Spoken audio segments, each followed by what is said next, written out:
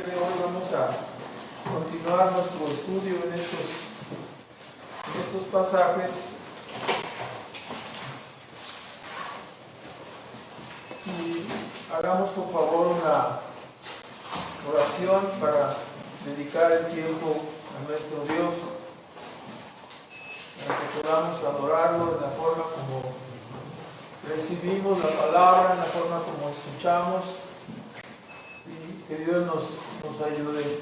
Nuestro Padre Celestial, agradecemos en esta mañana que nos concedes estar delante de tu presencia, que nos has dado salud y nos has dado vigor para poder acudir a este lugar de reunión, reconociendo que estamos en tus manos y reconociendo que somos pecadores, que somos indignos delante de ti, y viniendo a suplicarte que a través de tu palabra, Señor, tú redarguyas nuestras almas y nos ayudes a mirar a tu Hijo Jesucristo, aquel a quien tú has enviado para salvar a los pecadores.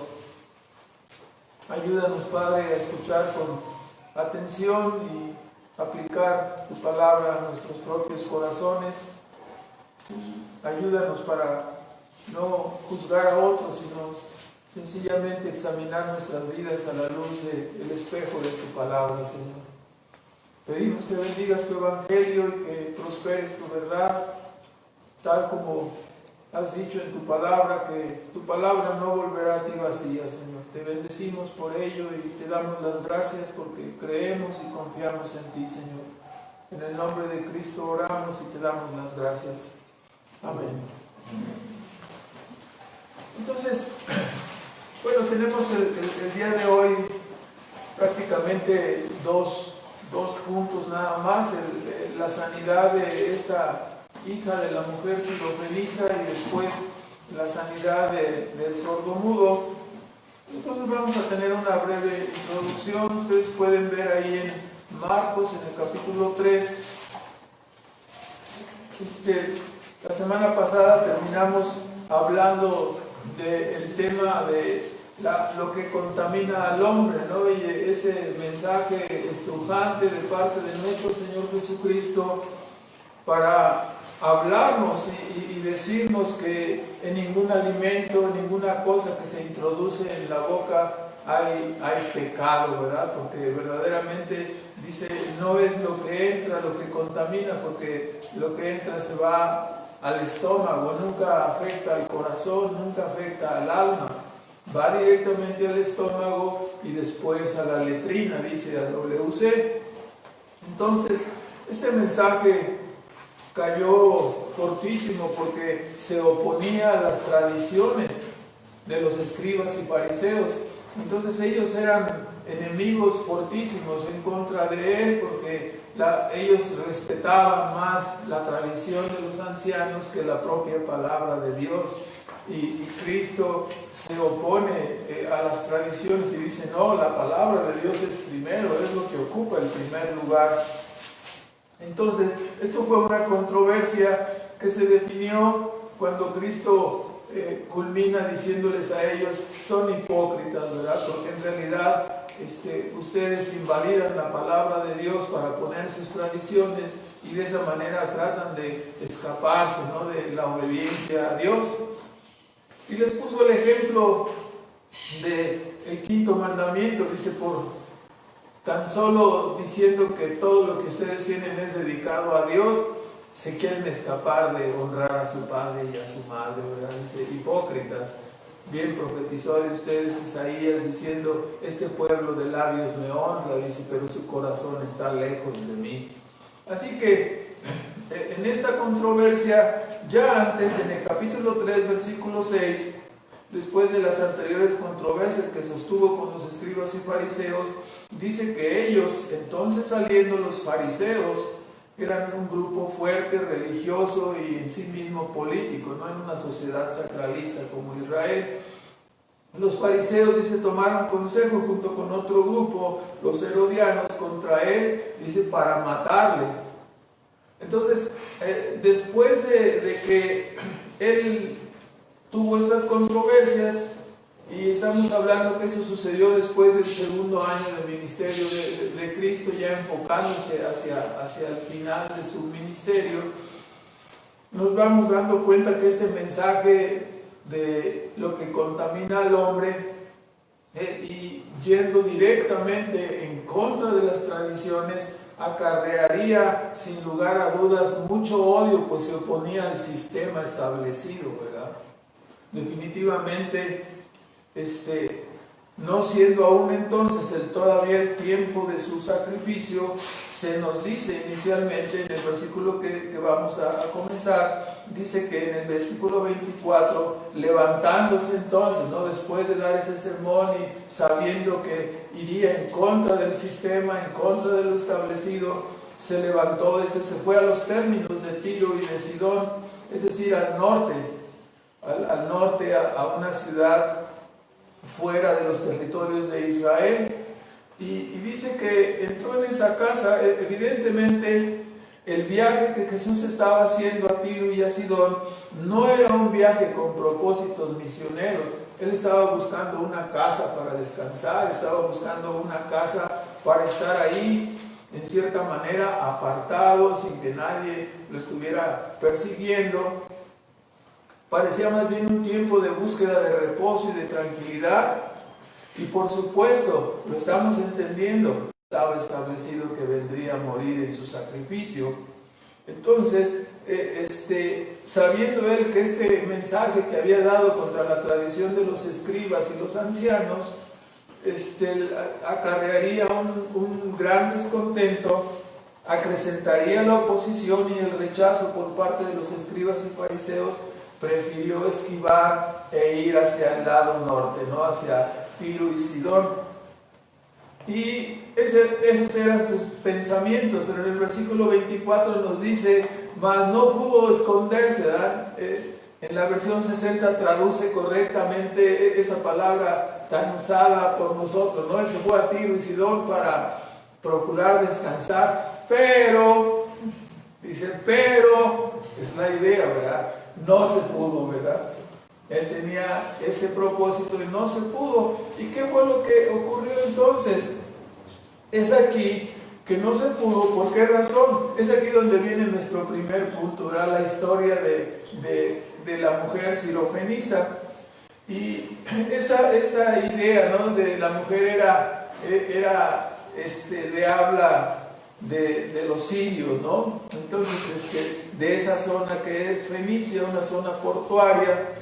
Y después entonces de poco más de 2 años de ministerio, la popularidad de Cristo había crecido mucho y había trascendido las fronteras. Fíjense nada más, a pesar de que no había internet y no había ninguna de las cosas hoy modernas, había trascendido las fronteras ahí cerca, alrededor de Israel.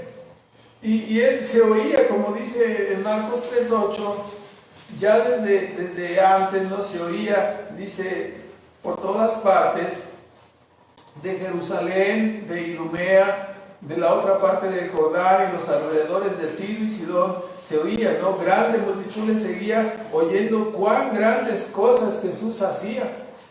Entonces, así que no resulta extraño que esta mujer griega, que es como un sinónimo de gentil, ¿no?, dice que era griega, y nos dice, Mateo nos habla también que esta mujer es llamada así cananea, ¿no?, como diciendo una mujer pagana, una mujer no con las costumbres de los israelitas, sino apartada de la adoración de Dios, un pagano, un cananeo, una persona gentil.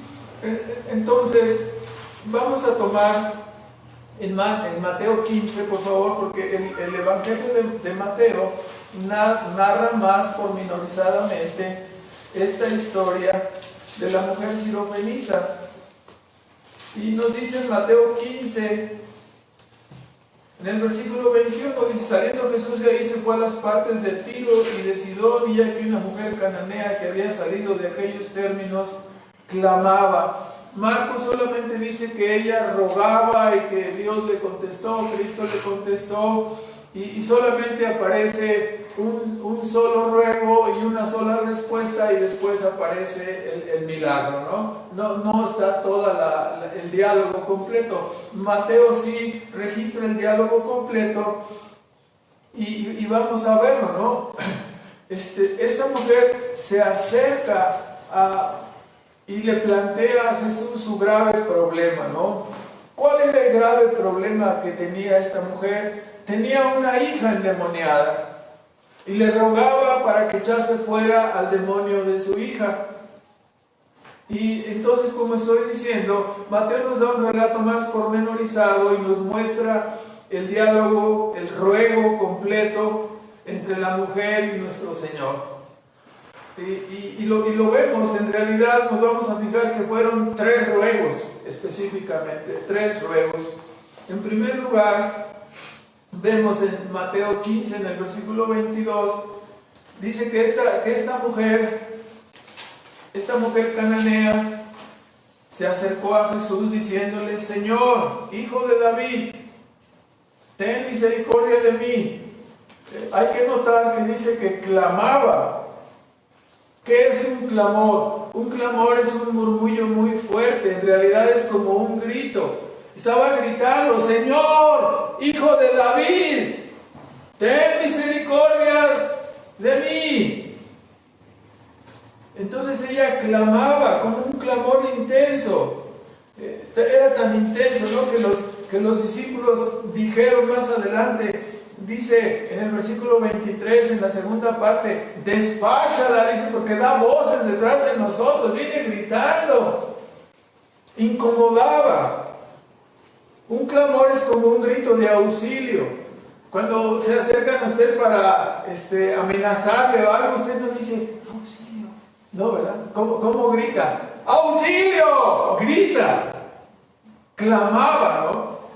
Es un grito de auxilio. Te desgarra oír un clamor así pidiendo ayuda, ¿no? Cuando alguien grita: ¡auxilio! ¡Ayúdenme! Uno quiere ir ¿a qué? A ayudar a la persona, ¿verdad? Su grito es muy interesante señalarlo, ¿no? Era una mujer pagana, ya lo señalamos. Sin embargo, su grito era: Señor, hijo de David, ten misericordia de mí. Note los términos, los 3 términos son interesantísimos. Estaba reconociendo esta mujer pagana, ¿no?, lo que no habían reconocido ni los escribas ni los fariseos. Debemos fijarnos, ¿no? ¿Qué pedía ella? Ten misericordia ¿de qué? De mí. Había hecho el caso de su hija como suyo. Ella clamaba como si ella misma fuera la afectada, y hay que entenderlo, ¿no? Así duele un hijo. Los hijos tienen que escuchar esto, ¿no? Note también que esta mujer había llegado a la convicción que muchos judíos y fariseos no llegaron, pues llamaba y reconocía a Jesús como el Rey esperado, el profeta esperado, el Mesías que los judíos estaban esperando. Le llama Señor, le llama el nombre de Dios, nuestro Señor, era su Señor. Le estaba reconociendo como Dios, le estaba reconociendo como el Rey, el heredero, el hijo de David. Y además entendía quién era este hombre, que era verdaderamente hombre, pero también verdaderamente Dios. Y le está diciendo: extiende su misericordia hacia mí. Ella sabía a quién le estaba pidiendo. Cuando nosotros escuchamos a Jesús que dice: grande es tu fe, y uno dice: pero ¿cuál fe? ¿Cómo sabe que tenía fe? Estamos explicándolo por qué esta mujer tenía fe. Tenía más fe que todos los religiosos de Jerusalén, los escribas y fariseos que no reconocieron al Mesías. Ella sí lo reconoció, ella no tenía prejuicios. Ella escuchó, oyó y vio los milagros y los prodigios y dijo: este es el Mesías, este es el Señor, se nos ha aparecido. ¿Quién puede levantar a los muertos y darles vida? ¿Quién puede sanar a los paralíticos, a los mancos? Este es Dios en medio de nosotros. Por eso clamaba de esa manera y decía: Señor, Hijo de David, ten misericordia de mí. Aunque sus discípulos estaban incómodos con su presencia y le pedían que la despachara, Jesús no le dio una respuesta inicial a su primer ruego. Nos dice el versículo 23, Él no le respondió palabra. 15:23 de Mateo. Inicialmente no le respondió palabra, sino que pareció estar de acuerdo con sus discípulos, porque simplemente dijo: bueno, soy enviado, dice, soy enviado a las ovejas perdidas de la casa de Israel, versículo 24. ¿Qué es lo que está implícito cuando Él está diciendo eso? Soy enviado a las ovejas perdidas de Israel. ¿Tú eres israelita? No. Ella era una mujer sirofeniza, griega en el sentido de las costumbres, el estilo de vida gentil. Eso era lo que ella tenía. Andaba en la corriente del mundo, diríamos ahora, en el estilo de vida del mundo. Claro, dominado en aquel entonces, ¿no?, como una herencia de los griegos. Implícito está entonces, si es enviado a las ovejas perdidas de Israel, tú no eres israelita, entonces la respuesta implícita es que no era para ella, ¿verdad? Esto hubiera desanimado desde un principio a cualquiera persona, ¿no? Así como a veces mandan a los hijos a un mandado, a un lugar, dice: diles esto, y dice: no, ya me dijeron que no, y le preguntaste y le dice: no, me dijeron que ya no había lugar en la secundaria, me voy a quedar afuera. A ver, vamos a ver, y ahí va el papá y la mamá, a ver qué pasó, y no, resulta que sí había lugar, pero el otro ya no, pero solamente le dijeron que no, y ahí se quedó con el no y ya. Ve en segundo lugar que esta mujer insistió, pero ahora nos dice el Evangelio de Mateo, en el versículo 25, ahora en lugar de gritar desde lejos, dice: ella vino, se acercó hacia Él. Se acercó hacia Él, dice, le adoró diciendo, le adoró, era Dios. Entonces ella le adoró y le rogaba diciendo en adoración: Señor, volviendo a reconocerlo como Dios, socórreme, ayúdame. Es una oración de 2 palabras. Una oración breve, hecha con mucha intensidad. Pudiéramos decir que es hermoso adorar a Dios cuando Él nos concede favores. Estamos llenos de agradecimiento y le adoramos, le reconocemos. Pero esta mujer le adora aunque el Señor le está dando un no inicial. Recordamos las palabras de Job, ¿sí?, cuando recibió de parte de Dios aquella tremenda prueba, que su esposa le dijo: maldice a tu Dios y muérete. Y él le dijo: hemos de recibir solamente los bienes de parte de Dios, no hemos de recibir los males también. Esta mujer estaba recibiendo una negativa y no obstante, ¿qué hacía? Le adoraba, reconocía la soberanía de Dios. ¡Qué grande fe de esta mujer!, ¿no? ¡Qué grande fe! A veces nosotros que tenemos tanto tiempo caminando con Dios, no reconocemos la soberanía de Dios. Queremos que las cosas sucedan a nuestro estilo, a nuestro gusto, a nuestro deseo. Esta mujer, cuando prácticamente le estaban diciendo que no, se inclinó y adoró. E hizo una oración de 2 palabras: Señor, socórreme. Hermanos, podemos darnos cuenta que no es necesario que nos deshagamos en elocuencia cuando oramos. No es necesario que digas tantas cosas, que des una clase de teología cuando estás orando. La oración de esta mujer fueron solamente 2 palabras: Señor, socórreme.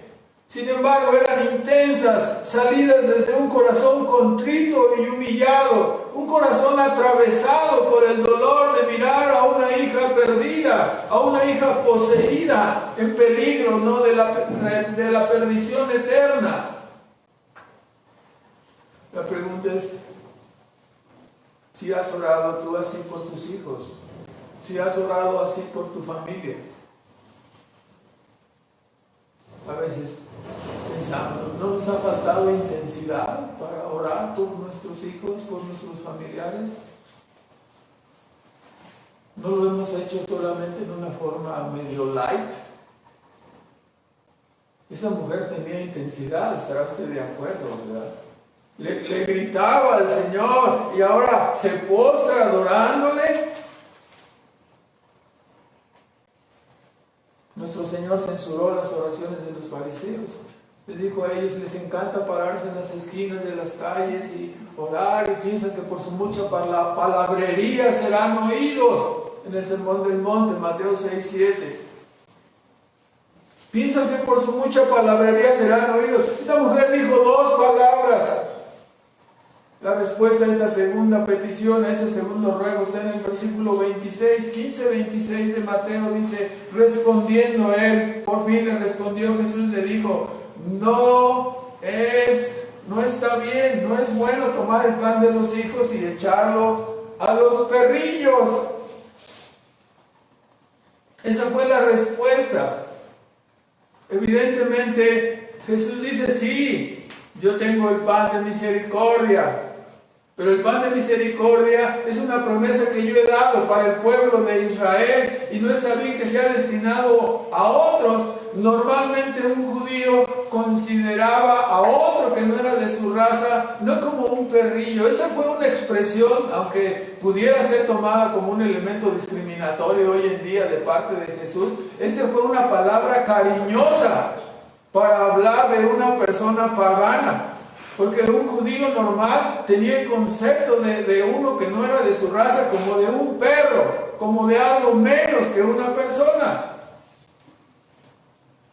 El prejuicio de los judíos contra los gentiles es de sobra conocido. Les tenían por menos que personas. Una persona no israelita, no judía, para ellos era menos que una persona, era como un animal, como un perro. Cuando Jesús expresa, ¿no?, esta palabra perrillo en realidad es como una frase de cariño, no hay un prejuicio racial allí. Pablo usó esta palabra, ¿no?, en Filipenses 3:2, cuando él se refirió a los propios judíos que consideraban a los que ya he estado diciendo, a los no judíos, a los no de su raza como perros. Ahora Pablo habla de los judaizantes en Filipenses 3:2, quienes sostenían la salvación por las obras de la ley, y les dice, guardaos de los perros, guardaos de los del cortamiento. Una frase durísima, dirigida a los de su propia raza. Bueno, también recordamos aquel intérprete de la ley que le preguntó a Jesús y dice, ¿cuál es el grande mandamiento? Y Jesús le dijo, bueno, ¿qué lees en la ley? ¿Qué es lo que ves en la ley? Dice, bueno, amarás a Dios sobre todas las cosas y amarás a tu prójimo como a ti mismo. Entonces, el problema de este hombre era, ¿quién era el prójimo? Entonces se quiso escapar diciendo, bueno, ¿quién es mi prójimo? Como para decir, bueno, un judío, un israelita consideraba solo a otro israelita como su prójimo. A los demás no eran su prójimo.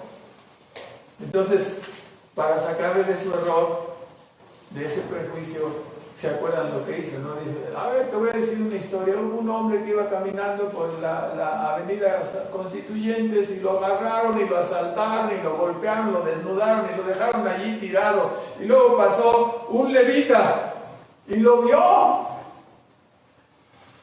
y siguió de largo, ¿no? Y luego pasó un sacerdote, ambos israelitas, ¿no? Y lo vio, ¿sí? Estaba semidesnudo. Estaba viendo si estaba, algunos dicen que estaba viendo si estaba circuncidado o no, si era su prójimo o no. Entonces lo vio y no era. Entonces siguió de largo. Y luego pasó un samaritano. Los samaritanos eran los vecinos, ¿no? Aquellos que habían sido conquistados, la tierra, fueron sacados las personas de ese lugar de Israel y fueron traídos extranjeros y metidos en esa tierra, y eran los samaritanos. Entonces eran odiosos porque eran medio judíos y medio extranjeros, entonces estaban mezclados, no los querían. Y pasó un samaritano y lo vio a este cuate tirado y lo levantó, y ya saben lo que dice. ¿Cuál fue el prójimo?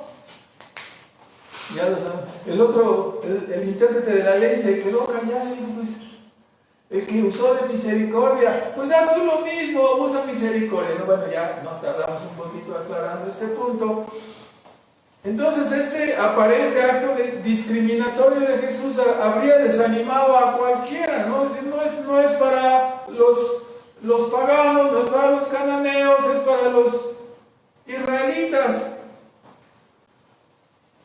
Pero esto hubiera desanimado a cualquiera, pero no a alguien que tiene una fe verdadera, no a alguien que conoce la soberanía de Dios, ¿no? Con razón Cristo se expresó de ella diciendo: oh mujer, grande es tu fe. El tercer ruego vino, y el tercer ruego viene con un argumento de parte de la mujer sirofenisa. Ella, debemos notarlo, ¿no? En su tercer ruego, después de decir Señor, socórreme, en su segundo ruego, ahora viene un tercer ruego. Note que cuando Jesús le dijo: no está bien dar el pan, ¿sí?, de los israelitas a los perrillos, a los extranjeros. Pero ella no se puso a reclamarle: ¿por qué me llamas perrillo? Imagínense que hubiera sido aquí en alguna zona de nuestro país. ¿Por qué me llamas perrilla? ¿Qué no sabes que la Comisión de Derechos Humanos te puede sancionar? Solo una persona que se ha visto a la luz de la ley de Dios y se mira tal como Dios le mira, sabe que Dios tiene razón cuando le llama a una persona por el nombre que Él le quiera llamar. A veces se expresó Jesús diciendo: generación maligna y perversa. ¡Ay! Generación torcida. Generación mala y adulterina.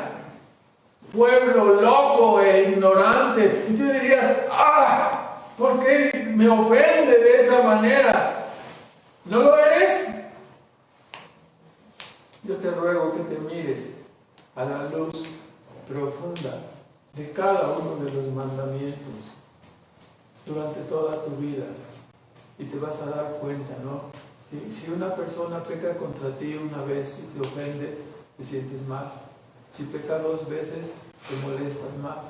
Si peca 3 veces, te incomodas demasiado. Si peca 10 veces contra ti, ya te tiene harto, ya le aborreces, ya ni le quieres ver. Si sigue pecando contra ti, entonces tú dices: esta persona lo voy a aplastar, si tengo poderes, lo aplasto como una hormiga molesta, le das una patada como un perro o un gato que te está incomodando. Ahora, si tú te pones a ver, dime, ¿cuántas veces has infringido tú la santa ley de Dios? Primero como inconverso y luego aún como creyente. ¿La has infringido una vez? 2 veces nada más, 100 veces nada más en toda tu vida, miles de veces, miles. Cuando Dios dice pueblo loco e ignorante, pueblo malvado, perverso, cuando dice no hay justo ni aún uno, está diciendo la verdad. ¿Acaso usted diría que no, o se defendería diciendo que usted es justo? Entonces, ella tenía convicción de su bajeza como pecadora. Eso es lo que Dios logra a través de confrontarnos con su santa ley. Nos hace ver quiénes somos. Pero ella, repito, ella no se ofendió. No se apartó lastimada en su amor propio. ¡Oh! Me has herido, me has lastimado. No hizo de ninguna manera esto. Muchas personas hoy en día son con una piel hipersensible, ¿no? Se ofenden cuando la Biblia, cuando Dios les trata como pecadores, como malvados, como rebeldes. ¿En verdad es usted una persona justa? ¿Lo es? ¿Es usted una persona justa? ¿Se ofendería si Dios le dice, pecador, malvado? ¿No es malvado? ¿No es malvado con los pensamientos que usted tiene? ¿No es malvado con las cosas que ha hecho? ¿No es malvado dejando de lado el mandamiento de Dios? Tomando su propio camino, sus propios pensamientos. Ella reconoció que era una persona indigna, pero reconocía que el que estaba delante de ella era el Dios verdadero. Y le dijo, no importa, dice, aún los perrillos, soy un perrillo, sí lo soy. Aún los perrillos comen de las migajas que caen en la mesa de sus amos. No me importa ser un perrillo, quiero una migaja de esa misericordia, quiero una migaja, una misericordia de valor infinito, con una sola migaja basta para que ella fuera saciada, como ella había hecho suyo el problema de su hija. Entonces, ella pedía la misericordia para sí misma.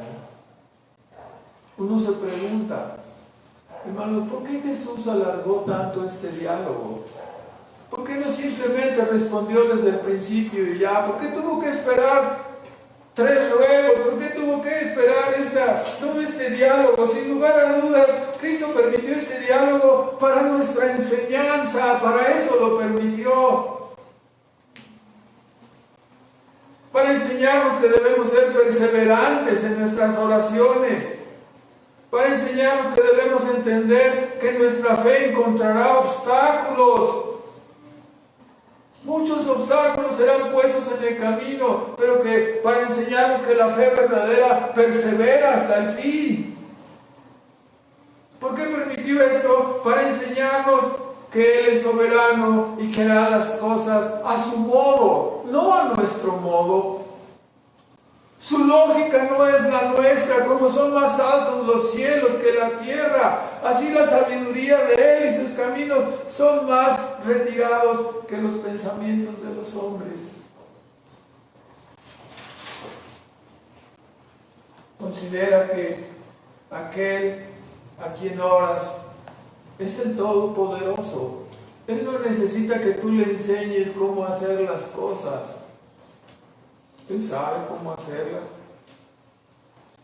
Cristo alargó tanto esto para enseñarnos y ver cuán importante es qué cosa. La humildad en la oración es importantísima. Dios resiste a los soberbios y los envía con las manos vacías, pero Dios da su gracia a los humildes y les envía con las manos llenas. Y Él quiere que nosotros seamos humildes para enviarnos con las manos llenas. Cristo alargó este diálogo para enseñarnos cuánta esperanza para el pecador es saber que una migaja de la bondad de Dios sanó a esta niña endemoniada, para enseñarnos que una migaja de la infinita misericordia y bondad de Dios puede sanar el corazón más perverso y maligno, una sola migaja de su bondad. ¿Cuánto más una sola migaja puede limpiar los corazones y liberar a los presos del pecado para que amen y sirvan a Cristo? Deben venir a Cristo. Una migaja de Cristo bastará para salvar tu alma. Cristo permitió este diálogo para enseñarnos a ver cuán grande y maravilloso es el poder de Dios. para enseñarnos que vale la pena esperar, que vale la pena suplicar para obtener una migaja de su infinita misericordia para saciarnos. Por eso alargó el diálogo con ella, para enseñarnos. Recordamos cómo Jesucristo se maravillaba de la incredulidad. ¿Se acuerda que cuando visitó en Nazaret se maravilló de la incredulidad que encontró ahí? La gente no recibió, la gente que le conocía no le recibió. Pues este es el carpintero, el hijo de carpintero, no puede ser que sea el Mesías ahora. Y lo vemos ahora, ¿no? Maravillarse con la fe de esta mujer sirofenista, ¿no? Grande es tu fe, mucho más grande que la fe. Lo que no encontró en su pueblo, lo que no encontró en su nación, lo que no encontró entre aquellos que deberían reconocerle, lo viene a encontrar entre los paganos. Grande es tu fe, se ha hecho contigo como tú quieres. Y desde ese momento, dice Mateo, desde ese momento su hija fue sanada. Vayamos ahora a Marcos 7, por favor, en el versículo 31.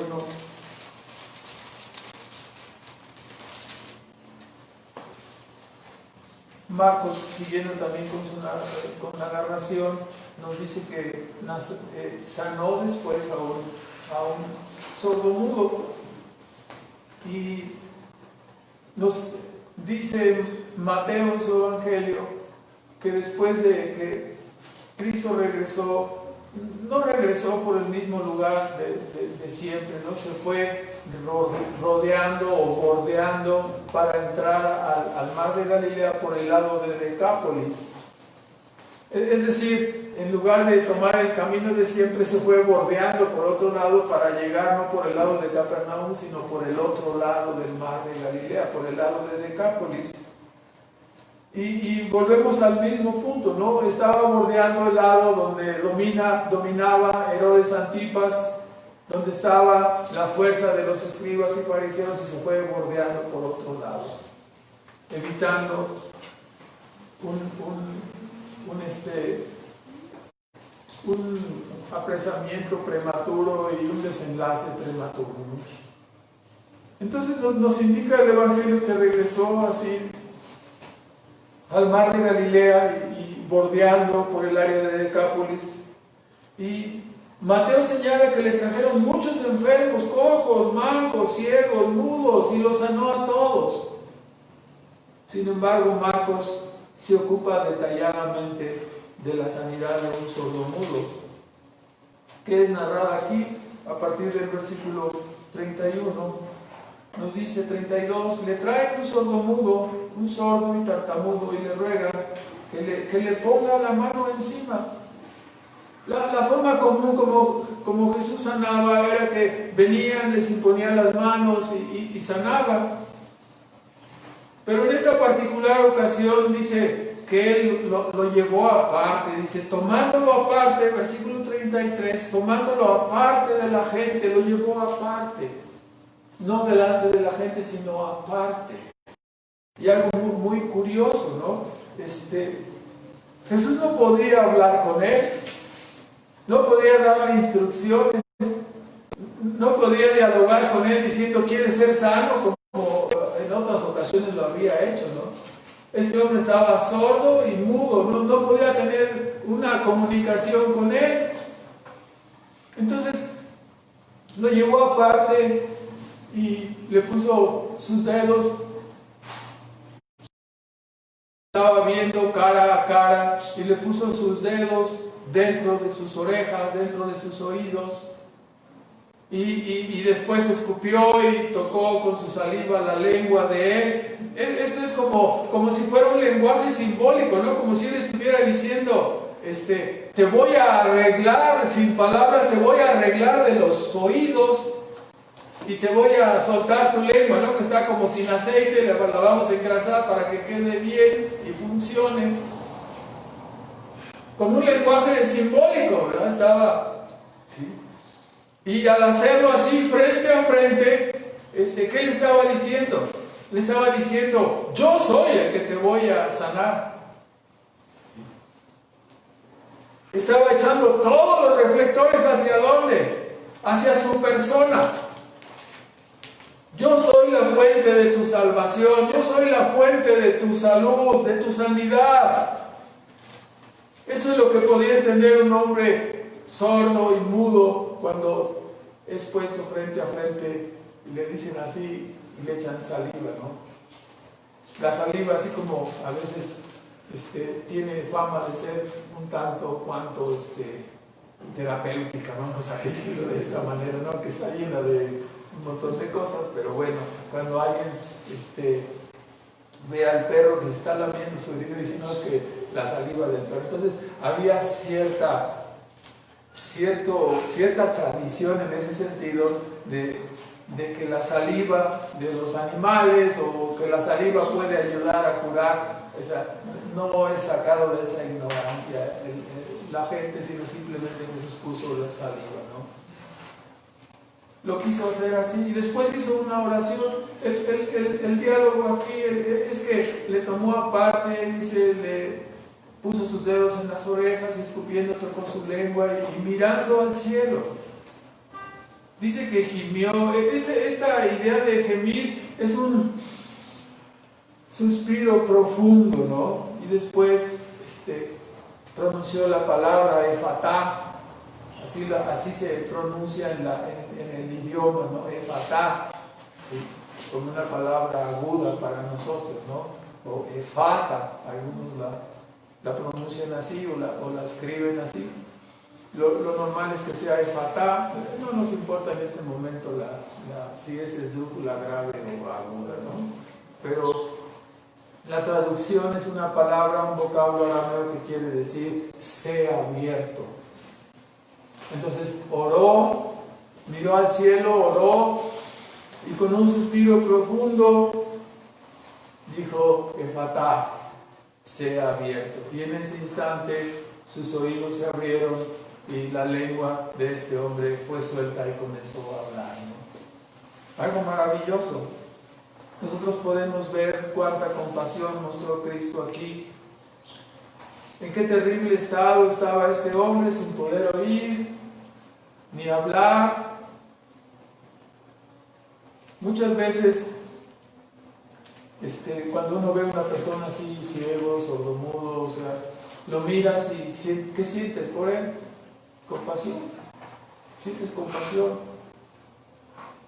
Y lo sientes compasión por su estado, por su condición. Y hermanos, cuando vemos a Jesús gemir por el alma de esta persona, por el estado, por la condición de esta persona, y hemos de decirlo, ¿no? Hay una lección espiritual en la sordera, en la tartamudez, en la mudez de este hombre. Es una lección espiritual. Era un hombre que no podía orar, era un hombre que no podía oír la voz de Dios, era un hombre que no podía cantar y adorar a Dios y agradecer ni entrar en comunión con Dios. De esa manera su lengua y sus oídos estaban cerrados. Su condición en sentido y trayendo la lección espiritual para nosotros, la condición de este hombre era terrible, ¿no? Estaba perdido en sentido espiritual, no podía tener una relación con Dios. Y así muchas veces en oración los creyentes somos llevados a implorar, a suplicar sin palabras por aquellos que están perdidos. Les miramos alejados de Dios, como dice la Escritura, ¿no? En Efesios 2:12. ¿Sí? Dice Pablo, estábamos nosotros perdidos, sin esperanza, sin Dios en el mundo, ajenos de la vida de Dios y sin ninguna esperanza y sin Dios en el mundo. Y nos angustiamos de ver a las personas así, les miramos con compasión. Miramos su condición y nos condolemos, porque sabemos que si mueren y si salen de este mundo en esa condición, irán a la perdición, irán a la condenación eterna. Oramos por ellos. Les miramos como personas que necesitan ayuda. como un ciego, como un sordomudo, como un paralítico, que queremos ayudar, que queremos cargarlo, queremos hacer algo por él. Y oramos porque vemos su condición, porque sabemos que sus vidas serían diferentes si conocieran a Cristo. Sus vidas serían diferentes si vinieran a Cristo, si fueran perdonados, si fueran reconciliados con Él, pero están sordos, están ciegos, están mudos, no quieren venir.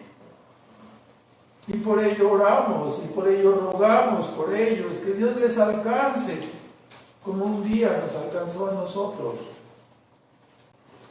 Y de igual manera les llevamos a Dios para que Él abra sus oídos, para que escuchen el Evangelio, para que Él abra sus ojos, para que miren la verdad de Dios, para que miren y vean su confusión, que Él abra sus bocas, para que le oigan, para que le alaben, para que vean su gran salvación, para que sus bocas se llenen de alabanza y de adoración a Él. Cuán maravillados quedaron los que estaban ahí de ver a este hombre oyendo y hablando, ¿no? Y cuán maravilloso es cuando una persona inconversa viene por primera vez a la iglesia y escucha la adoración de los creyentes, y escucha sus oraciones y ve con qué fervor cantan, a quién le cantan, a quién están dirigiendo esas palabras, a quién adoran. A Dios adoramos, a nuestro Salvador, a Cristo, el que perdonó nuestros pecados. A Él le cantamos. No le cantamos a una imagen sorda, ciega y muda que nada puede hacer. Le cantamos al Dios vivo y verdadero que nos ha reconciliado con Dios por medio de Cristo. Ver a una iglesia en la adoración verdadera, es un testimonio muy fuerte para cualquier persona. Entonces, el simbolismo espiritual aquí está evidente. En su condición de esclavo del pecado, el hombre no solo es sordo y mudo, sino es ciego, paralítico, no ora, no adora, es cojo, manco, no hace nada por Dios, está totalmente incapacitado, está muerto en delitos y pecados para servir a Dios, no lo puede hacer. Y solo Dios, con su infinito poder, puede volver a recrear a esta persona. Si no nacieres de nuevo, dice, no puedes ver, no puedes entrar en el reino de los cielos. El hombre natural no puede heredar el reino de Dios. Tiene que ser regenerado, tiene que ser recreado, tiene que ser tocado por el todo poder de Dios y su corazón cambiado, sus ojos abiertos, sus oídos, su boca levantado de su parálisis, de su muerte espiritual, para poder adorar a Dios, para poder reconocerle, para poder servirle. Y si nosotros nos preguntamos, pero como dijo Nicodemo, ¿cómo puedo nacer de nuevo? ¿Cómo puede ser eso? Yo no lo puedo hacer. Y estás en lo correcto, no lo puedes hacer. Solo Cristo puede hacer renacer y darle vida nueva a un muerto espiritual y convertirlo en un adorador. Necesitas que Cristo te dé vida nueva, para que un pecador pueda oír, para que un pecador pueda ver, para que un pecador pueda caminar en la fe de Cristo, en sus veredas y adorarlo. Necesita ser regenerado, necesita ser salvado. A eso nos referimos con la salvación de un pecador. Y por ello la frase final evoca, ¿no? Cuando dice, y decían y se maravillaban, todo lo ha hecho bien. Está evocando la frase de Génesis en la creación, ¿no? Cuando el Señor hizo todas las cosas, ¿y qué dijo? Vio Dios todo lo que había hecho, ¿y qué dijo? Era bueno en gran manera. Así de Cristo decían, todo lo ha hecho bien. Cuando regenera a una persona, lo hace bien, lo hace, ha sido para bien. Este abandonó el pecado, el otro abandonó la drogadicción, abandonó la maledicencia, beneficencia, abandonó el camino de perdición, abandonó la borrachera, abandonó su camino de muerte, la idolatría, para venir al camino de la obediencia, de la verdad y tener vida, ¿no? Por ello, dice, todo lo ha hecho bien. Así es que sordomudo, sanado y muchos otros arrancaron de los corazones y las bocas las alabanzas para Cristo. Todo lo ha hecho bien.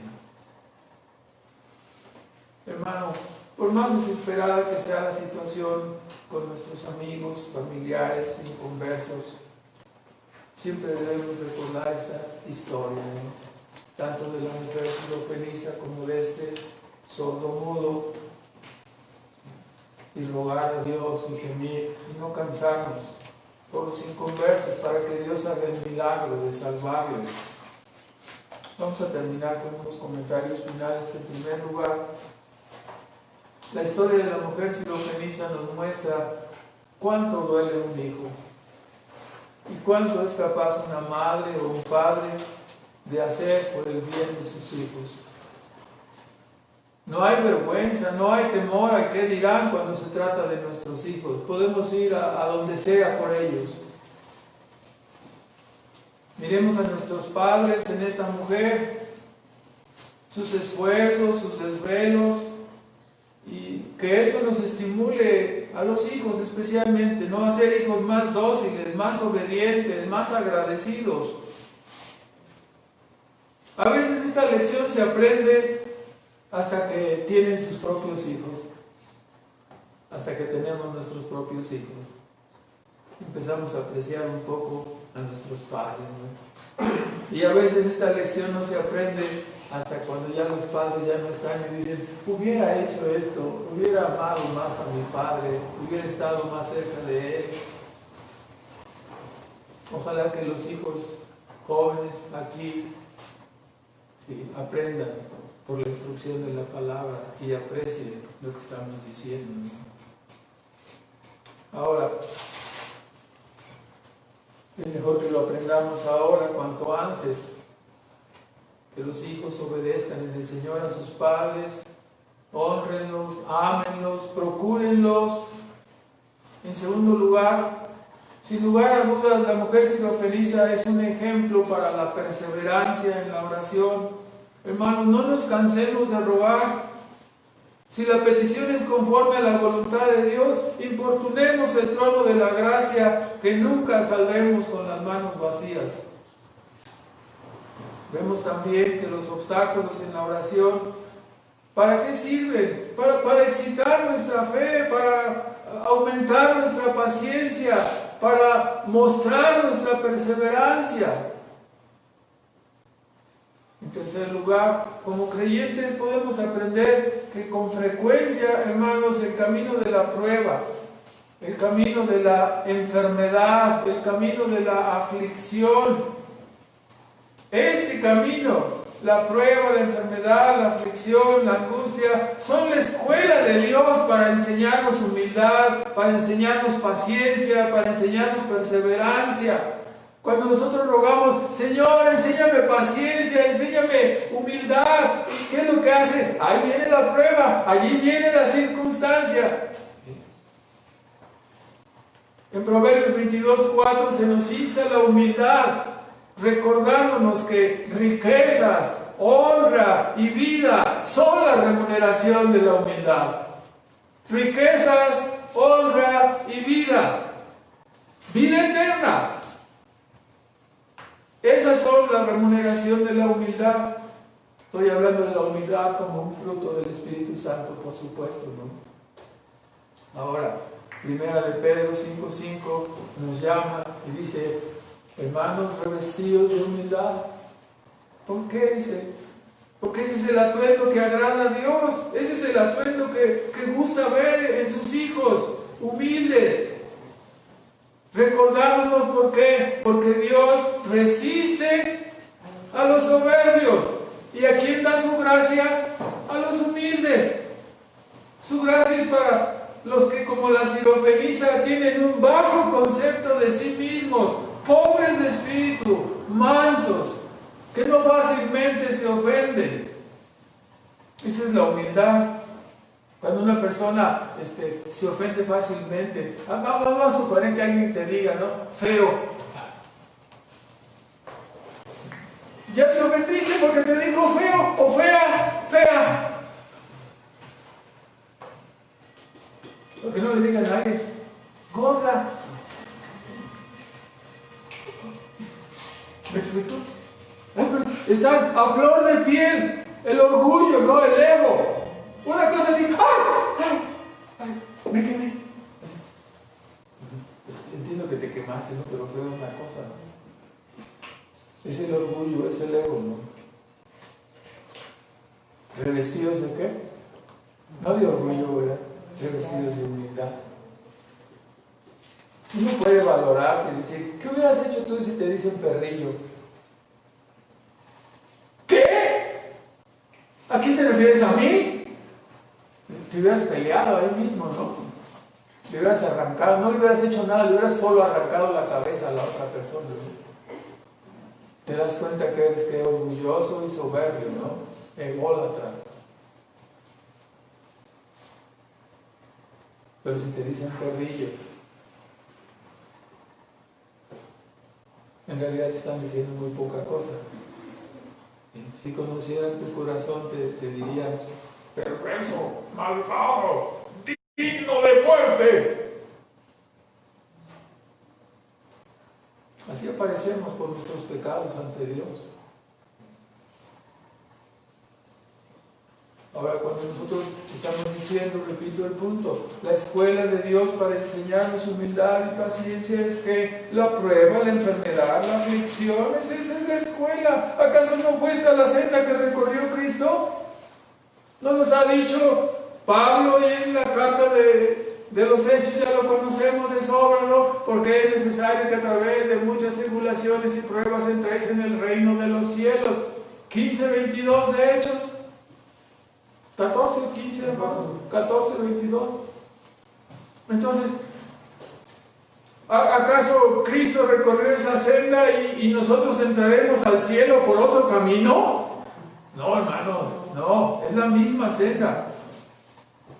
Si otros dicen que otra es la senda, dejemos que la realidad de la vida desenmascare el engaño del evangelio de prosperidad y el engaño del evangelio de pura victoria, ¿no?